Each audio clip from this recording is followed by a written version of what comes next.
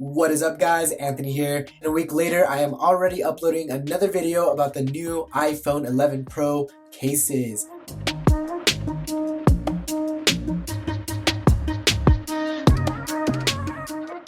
This time around, we are covering the iPhone 11 Pro Max Smart Battery Case. So this year they came out in 3 different colors, the pink sand, white, and black. Last year, since I covered the black one, I'm only doing the pink sand and the white. So if you want to go see the black one that I did on the XR or the 10R last year, make sure to click the link that's going to pop up in the corner. But anyway, let's get into it. Let's get into what's new because there is some new features.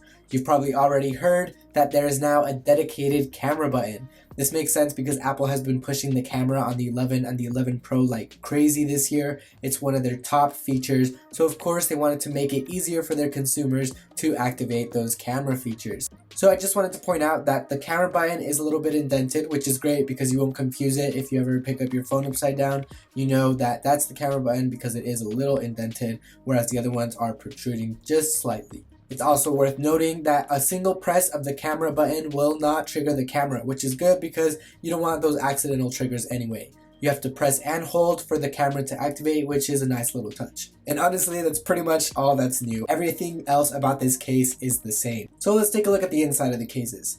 We get the same microfiber lining inside, which is always great. And we have that little LED that'll indicate whether or not your case is charging. This is useful if you have like a wireless charging pad and you just want to drop it down. Then you'll know if it actually centered onto the pad. So that's a cool little touch. It's not new, but something worth mentioning. Let's flip it over. We have that camera cutout, of course.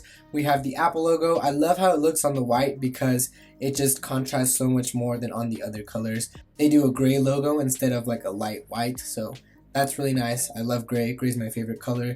And then of course they have to have the matching buttons to go with it. Personally, I'm loving the white case. I don't know why I didn't get the white case last year. This is the one to get. Let's look at the bottom real quick.